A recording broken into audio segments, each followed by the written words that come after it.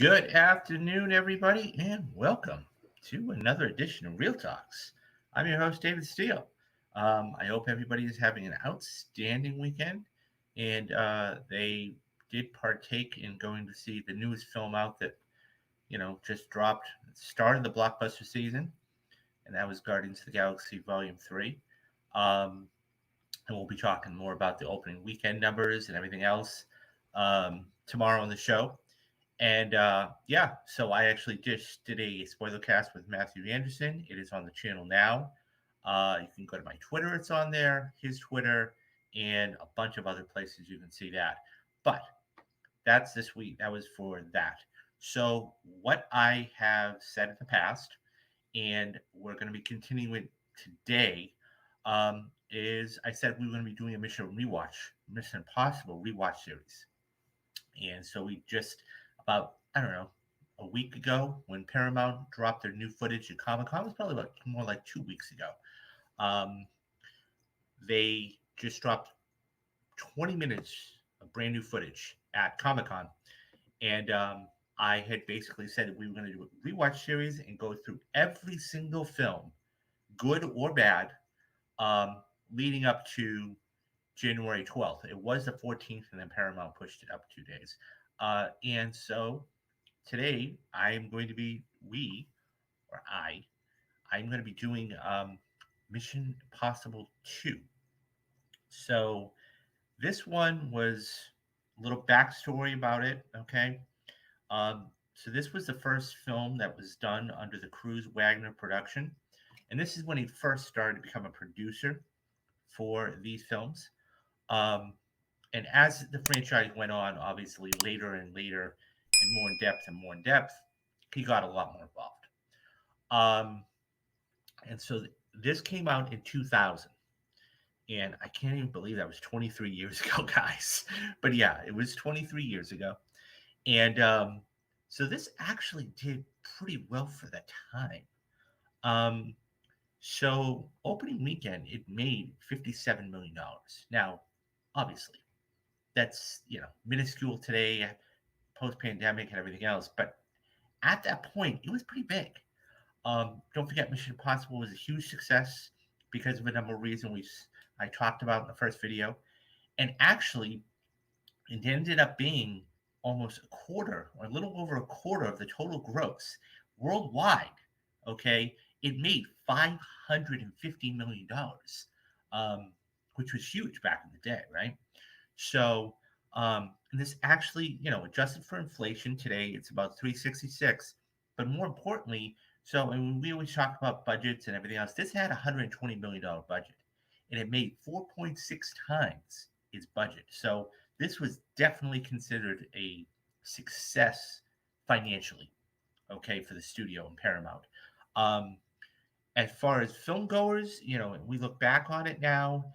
I would even consider this to be the weakest one of the bunch, just because of a lot of different things, and I'll get into those in a couple minutes. But you know, what it's always fascinating because when we look back at films like this, for example, 20 some odd years later, you go, "Oh my God, how did they get away with that?" Or, "Oh my gosh, they were able to say that." And I gotta say that it was mind blowing to see some of the stuff and some of the dialogue. And I actually verbatim wrote it down because I wanted to tell you guys about this because there's no way that this stuff would have been able to have been said today. Way, okay. Um, anyways, so this was directed by John Woo. Okay, and John Woo is basically known or was basically known for his feature films, action films, and whatever else. And he had actually, I mean, he's most known for the 1997 film Face Off, right, with John Travolta and Christian Slater, and that was one that I really enjoyed. Frankly, I mean, it was a little out there and far fetched, but it was fun. It was good. It was cool to see John Travolta as a villain. Um, yeah, and I really enjoyed it. So a couple of you, because of the success of Face Off, and because of that, you know, um, well done action style of film, they Paramount signed him on, and he did Mission Impossible 2. So, let's talk about so this there are a number of different things and factors here. One of them being is as we move through this franchise, okay, I'm going to talk to you guys about a number of different things, such as, for example, okay, Vin Rames and Tom Cruise are the only two people, okay, that have been in every single film in some capacity. I mean, Tom Cruise obviously is the star of the film, but even if you go back, I mean, Vin Rames is, he was introduced in the first one, and he still had a part in this to play that was okay. Um, but yeah, so let's talk about the cast for a minute because this was an interesting cast that came to be. So of course you have Vin Rames there on the left. Okay, you have Tom Cruise. You have Fatty Newton, who was not she was known, okay, but she wasn't um how shall I say it, box office material. Okay, I mean she was a name that I think a lot of people was wondering who is this woman, and so I think that you know so that being said, you had Fatty Newton, okay, and you also had that gentleman there on the right who plays the villain. We'll get to him in a couple of minutes. Is um, Doug Ray Scott, and he plays Sean Ambrose, and he plays the villain in this film. And so it's one of those things where it wasn't bad, but it wasn't great. And so I think that yeah, I just I it just you're always going to have one bad film in a franchise, always. And I think this was going to be the bad film. Um, Already I'm talking negatively about it, even though it was critically, it did a lot of money. And that's the thing. You can have a film do a lot of money and still be a film that's not so good. Anyway, so that's those are the four major players of the game. We have other co-stars and proxies for the villains, everything else, but those are the four big names that are in the film. Um, so something else I'm going to be talking to you about is the different secretaries, the different superiors in this film, because as we go through this franchise, we're going to see a number of different um, uh, secretaries, secretaries of the different, Mission Impossible branch. So in this particular film, and it was always interesting, okay, to see who is going to be the next secretary, right? So in this particular case, it's Anthony Hopkins. Anthony Hopkins is playing the the secretary to actually tell Hunt what his mission is. And I mean, it's only a couple of scenes, okay, but he was good for what it was. And when you're able to get a name like Anthony Hopkins coming into your franchise, now that gives it a little bit of credibility, right? I mean, Tom Cruise was always going to be the name, but you know, I'm gonna, I was gonna equate it to like Winter Soldier bringing in Robert Redford, but yeah, I mean, to a certain extent, you can almost do that. Um, but yeah, so they bring Anthony Hopkins in, and he is the secretary and or the superior in this case, and he basically says, that he has a job for Ethan and everything else. But when we begin the film, and this just goes to show you John Woo's um, creativity, and we're going to talk about some of these shots in a couple minutes. But this one in particular, how do you start out a Mission Impossible film, right? It's difficult because we haven't caught up with the characters in a minute, and what is Ethan doing, and what is everybody else doing. So what does he do? We go to what we believe or what could be distinguishes like the Grand Canyon or rock climbing. And so Ethan Hunt, of course, he likes a challenge, right? And so he's out.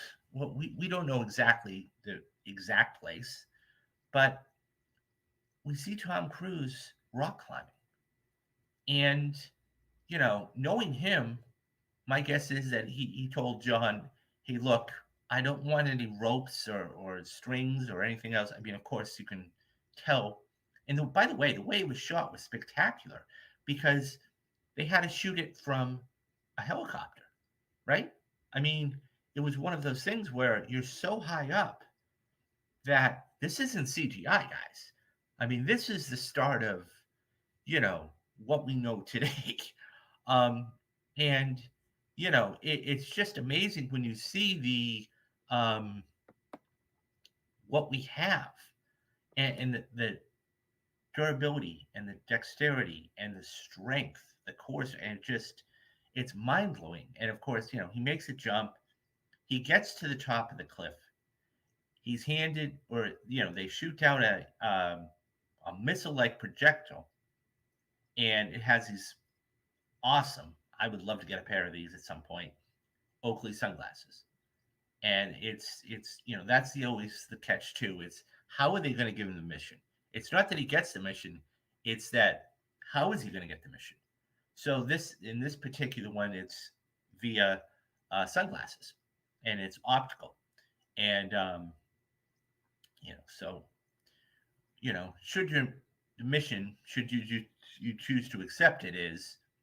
And so the plot of this film, and this is where we really start to go into it, and the plot of this film, okay, as was stated earlier, okay, is Ethan has to basically try and recover something known as Chimera. And so how does he do that, right? So in the beginning of the film, I'm not going to go beat by beat because either you've seen this film or you're going to go see this film or you know of this film. Um, so basically, we have a doctor that developed this, and it's interesting watching. It was fascinating because as I was watching this film, I was thinking of the pandemic, and so Chimera is this world-ending disease, and Ethan Hunt and his team basically have to go and stop the outbreak of this worldwide pandemic disease. And so it's fascinating to see. So we are introduced to the doctor early on and everything else. So I have a couple of notes here. So as I was saying, once again, getting back to Hopkins, it was a small little part. He was really good, and we're going to go through different secretaries as we go through this franchise. So a couple of these things. So John Woo, as I said, is known for action, right? Face Off. He's done several other films. This is how he starts out, okay, by putting Ethan on a cliff, okay, and so once he gets a mission and he starts to, so then he goes and he talks to um, Anthony Hopkins' character, okay. He gets the details of the mission. So we're going to meet this thief, and this thief is Thaddeus Newton. And the kicker is that she's going to go back to this guy and steal this stuff. Um, at the end of the day, this is really a heist movie, but it's an action heist movie. So some of the lines. So one thing I really noticed going forward with this movie is that John Woo used slow motion quite a few times in this film, and it was one of those things where the first couple times it was effective, and then after the third or fourth time, it became very dull. I didn't care for it at all because it was you're taking away from the the the gravitas of it, and so we actually in one particular. So we have somebody else here who plays a small part. Okay, he's in a cat. I mean, it's interesting to look back 23 years later, and he looks back, and Brendan Gleeson is the owner of this company that I'm referring to as Biotech. And so he that they are the ones that make um, this chimera. And so that being said, okay, um, he plays a small part, but it's not bad. I mean, he's in a couple of scenes. But getting back to Wu, so he used slow motion several times, and that was something that really was bothersome. And that being said, you know, the times that he did use it and it was effective, it worked. Okay. Um, so one of the things he does do well, okay, in this film is visually speaking, he's very good at certain points. Okay. And here are two, shots of this that I think are really indicative of that. And that's showing, you know, so right now this is the scene where basically they are at he's at the lab and he's looking at some stuff, and it's a worldwide map. Okay, projector comes on, and we have his eyes light up, and his whole face is kind of surrounded in darkness, which was really cool. Um, and I mean, just the look on his face tells everything you need to know, and he's very serious about it and everything else. Um, but I thought visually that was stunning, and just how it was done. Um, and the other real shot, and this was in the third act, but I think it's one of the most memorable shots of the film. Okay, is when you see this white pigeon, okay, this white bird fly in through the. So this is where he blows up the door, and you see this white pigeon just fly through, and just and then he comes walking, and this is one of the actually the scenes where he uses slow motion, and it's effective to a certain extent, but by this time he's done it so much that it kind of takes away from it. Um, so when he actually breaks into the facility to um, get the chimera and destroy the chimera, okay, um, the jumping down sequence reminded me straight out of the first film, and they had only a small window, and they were able to do it. I didn't, so it seemed a little repetitive to me. I thought they could have done something else. Um, so it was that was something that really kind of bothered me. Now it's fascinating because with a $120 million budget, you think they would have done more. Okay, this was all shot in Sydney. Okay, and that's interesting that they only. I mean, because if you think of Mission Impossible movies today, right? They're spy movies. You think of multiple locales across the world, whether it's Paris or Budapest or Rome or, I don't know, Dublin or London. Okay. This was all shot in one country. And that was an interesting thing. And by the way, some of the shots of the Opera House were spectacular. Some of the establishing shots were beautiful. You got a wide shot of the opera house and everything about it, but you know it just having I think that's one thing that really was lacking from this film, to be absolutely honest, is we didn't go across the world. Okay, Mission Impossible is supposed to be clue here, you travel to here, you go here, then you go over there, and I think when you're staying in one place, I think it gets very mundane. And because they are supposed to be super spies after all, right? So, um, that being said, so, but when he was jumping in, it seemed very like it was a repeat of the first film. Um, but as I said, so this shot here is visually amazing for him. Um, that being said, the other thing that I really didn't care for, and I don't have a picture of this, so I'll just tell you guys, is in all of these Mission Impossible films, whether it's the first one all the way to the last one, at least once in every single film, we talk about um, the masks, right? And whether it was at the end of the original Mission Impossible with the first one, or was it whatever it is, we always have masks that hide somebody's identity. And this was the first film where they actually used um, the voice too. I mean, well, not the first. I shouldn't say that because that's not true. But so you have the mask and you have the voice. They used it here 6 times throughout the movie. 6 times. And I thought that was way, I was counting. Literally, I was counting. Way, way too much. Um, and that being said, it took away from the um, gravitas of it, right? Because master of disguise, supposed to figure out who it is, didn't work for me at all. Um, yeah, I mean, so just a couple other things I want to talk about real quick is the script.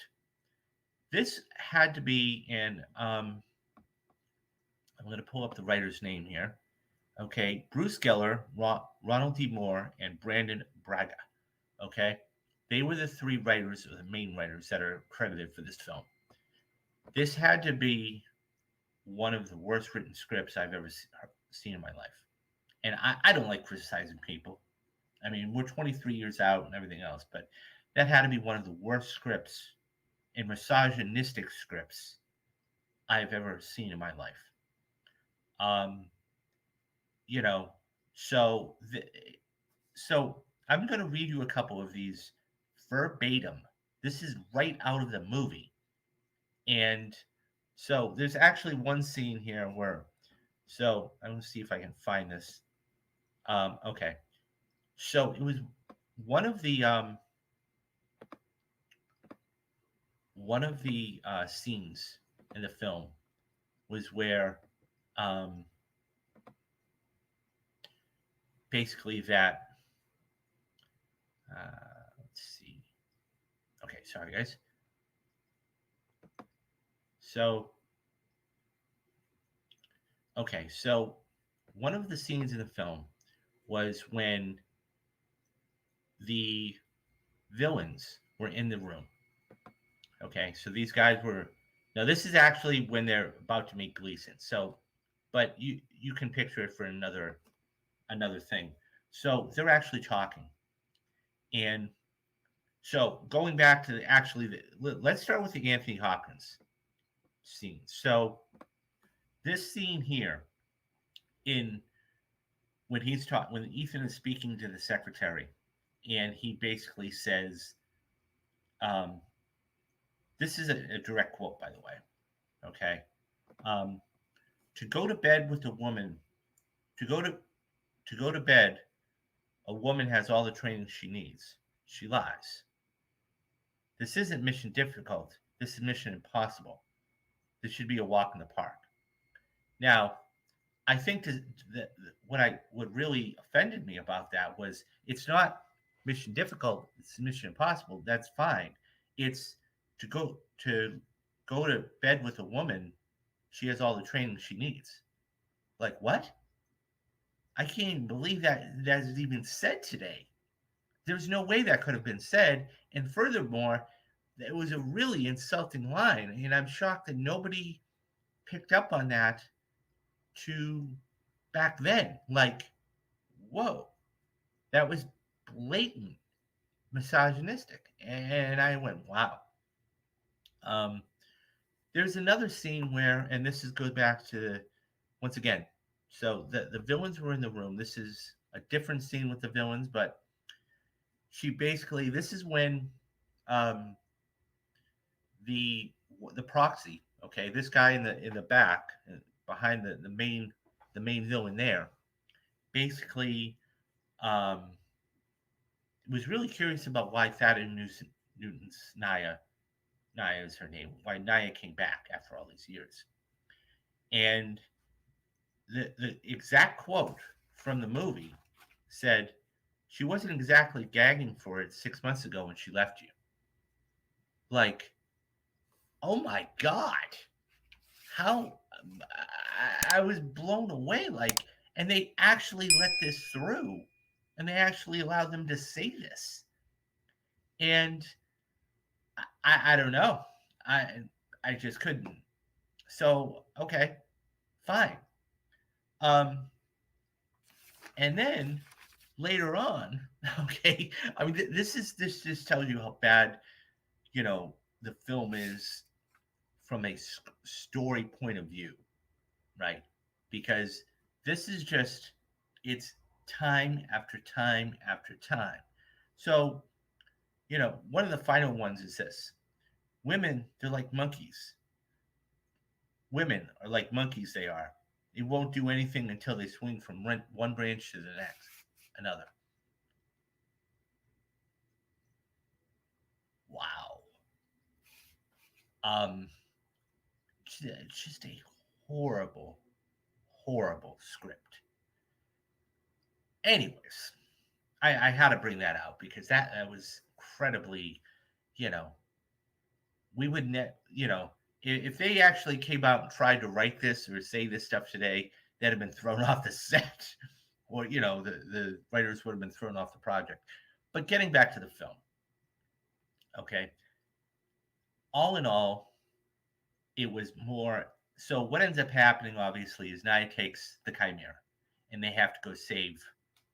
They have to go hunt down Sean. Okay, pictured there in front, and stop this deal from going down, which this is the deal, okay, in which he and Gleason are standing there. One of those is the actual Chimera because they took it from her blood, and the other one is the antidote. And so Sean is basically blackmailing him and saying, look, I want stock options, this and this. And Ethan comes in and um, saves the day, you know. And there's a big, so once this happens, okay, and so at which point his proxy, okay, this guy back here, and he cuts his finger off, you know, unnecessarily because, he's questioning him. He gets wrapped up, and so he gets, another mask is put on, and he's, taped shut. And he basically shoots his proxy, Sean does, without knowing it. The whole third act, okay, um, was really drawn out. It was really drawn out. I mean, once this deal does not go down, they finally get to transfer. Okay, then Ethan and Sean have this battle for probably about the better part of 20 minutes over what's a really cool. I mean, don't get me wrong, it's a really cool motorcycle chase, and cars flipping, explosions, gunshots, and once again, in going back to the slow motion. Okay, John will use the slow motion when you see that, whether he's jumping over him or a multitude of different ways. And I thought it got to be very repetitive, very cumbersome, and very drawn out.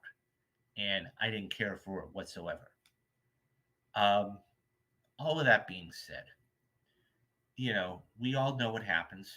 Okay. Anybody who's seen the film or knows about the film, basically, you know, Ethan saves the day. They save Naya, you know, um, and that's it. But it's one of those things where when you watch this film, after the repetitiveness, after the time after time after time after time, you get turned off real quick. And I think that was something that really turned me off, frankly. I mean, I'd seen the film, but I hadn't seen it in many, many, many years because of how bad it was. And I forgot how bad it was, whether it was the script, whether it was repetitiveness of such, whether it was, you know, the villain or whatever it was. And I just, obviously, I didn't care for the film.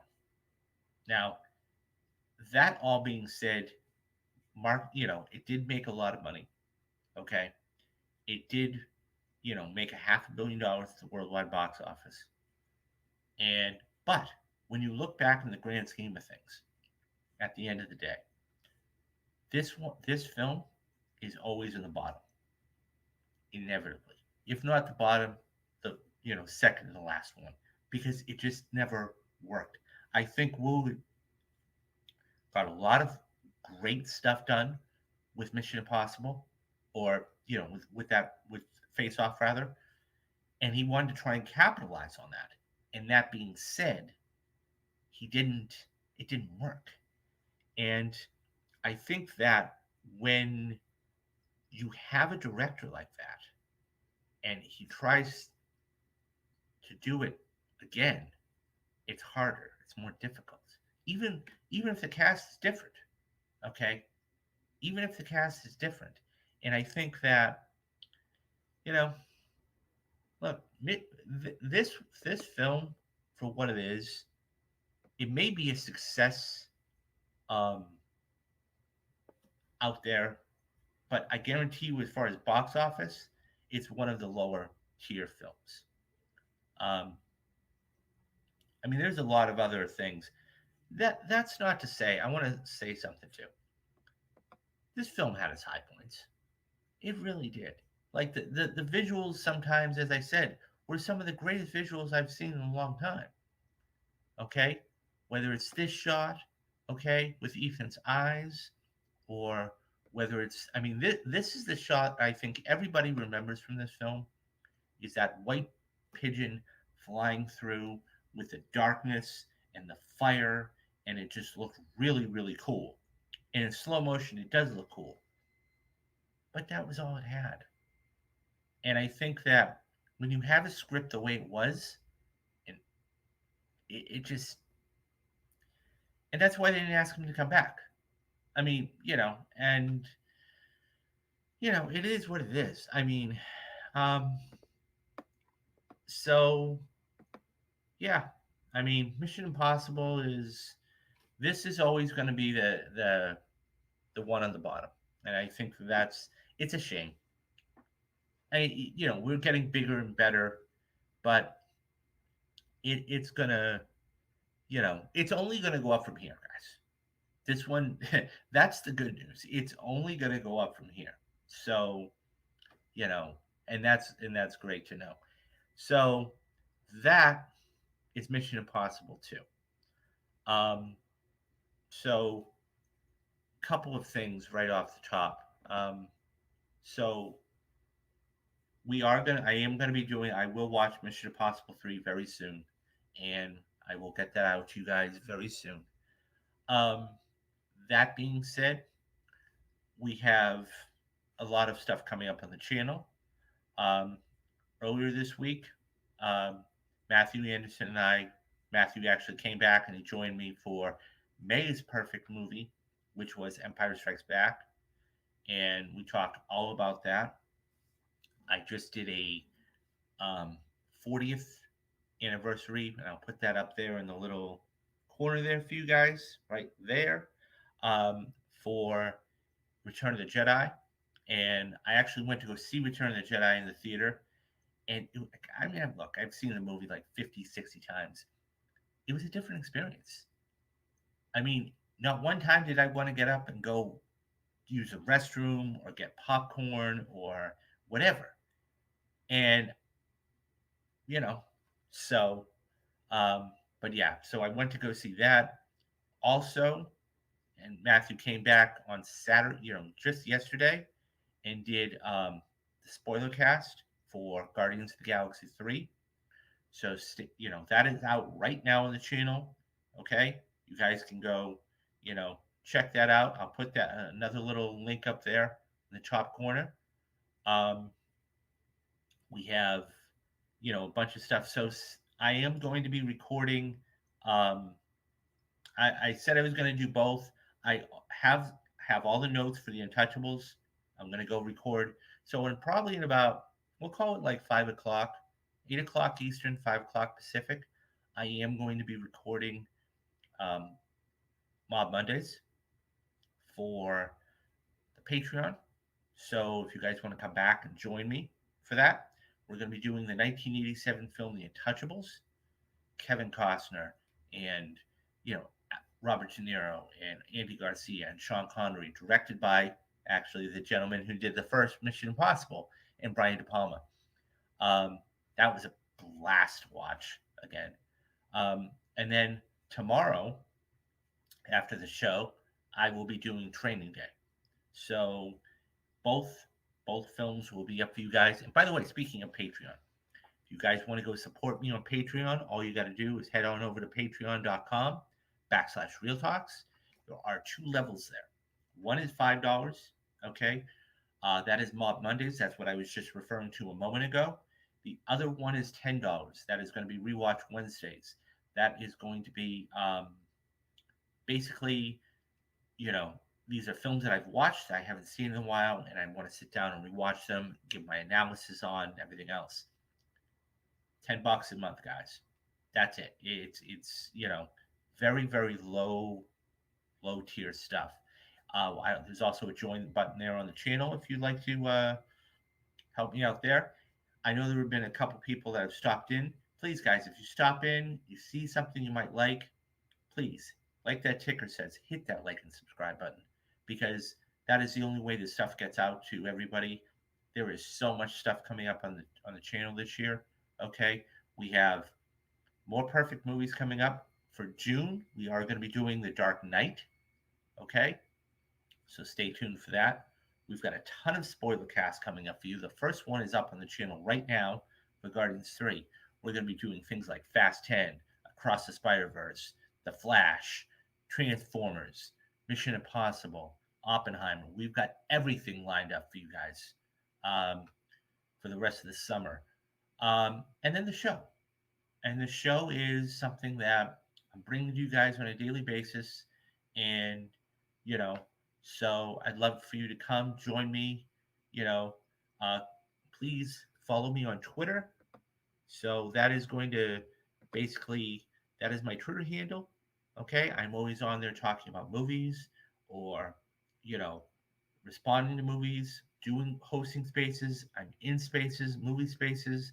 And please come join me for that because that is, that's where it's at. And you're going to see a lot of stuff there. Um, and yeah, so like I said, a ton of stuff coming to you. You can't get this much stuff anywhere else for free ever. And that's why I asked you guys if you would come please support me because look, you know, I know times are tough right now. And I know that, you know, everybody's crunching for dollars and cents. And that's why I wanted to make this as affordable and convenient as possible. So, anyways, guys, that's it for today. That's it for right now. Come, as I said, come back. Join me at 5 o'clock for the Untouchables.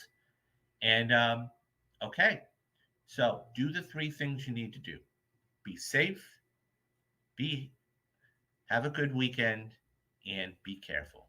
I'm David Steele, and you have been watching Real Talks. Bye bye, guys.